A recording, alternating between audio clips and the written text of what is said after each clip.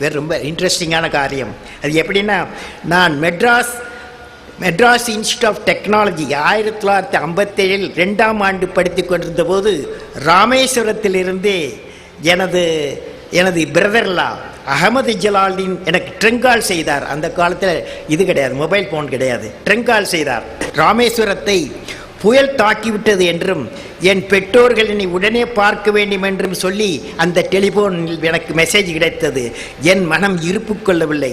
உடனே ஊருக்கு செல்ல என் மனம் துடித்தது. டிசம்பர் மாத கடைசியானதால் கையில் பணம் இல்லை. அப்பொழுது என்னிடமிருந்த ஒரே சொத்து நான் விரும்பி படிக்க என் புத்தகம்தான். அந்த புத்தகம் மெட்ராஸ் பல்கலைக்கழகத்தின் துணைவேந்தர் ஏரோடைனமிக் சப்ஜெக்டில் சிறந்த மாணவனாக என்னை தேர்ந்தெடுத்து அவர்களால் எனக்கு வழங்கப்பட்ட பரிசு புத்தகம் த தியரி ஆஃப் எலாஸ்டிசிட்டி என்ற பெயர். அப்பொழுது அந்த புத்தகத்தின் விலை ₹400 ஆகும். நான் விரும்பி படிக்கும் ஒரு புத்தகம், வேறு வழி இல்லை. அந்த புத்தகத்தை விற்று அதில் கிடைக்கும் பணத்தை வைத்துத்தான் ஊருக்கு செல்ல வேண்டிய நிலை எனக்கு. என் மனம் வருத்தப்பட்டது. அந்த புத்தகத்தை எடுத்துக்கொண்டு மெட்ராஸ் மூர் மார்க்கெட் சென்றேன்.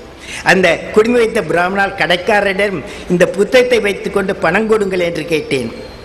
அவர் என்னை பார்த்தார், புத்தகத்தை வாங்கி பார்த்தார்.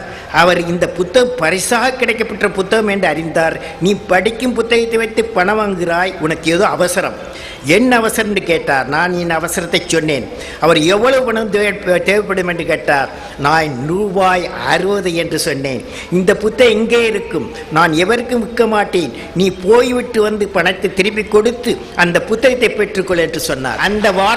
அந்த வார்த்தை எனக்கு ஆதரவாக இருந்தது. நானும் மகிழ்ச்சியுடன் மனத்தை பெற்றுக்கொண்டு ராமேஸ்வரம் சென்றேன். அந்த புத்தகம் எளிதாக கிடைக்காதே, என்ன செய்வது என்று என் மனம் ஒரு சஞ்சலம் அடைந்தது.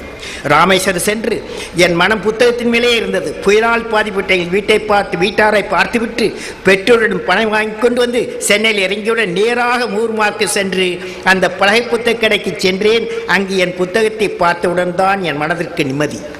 பணத்தை கொடுத்து என் புத்தகத்தை வாங்கி கொண்டேன்.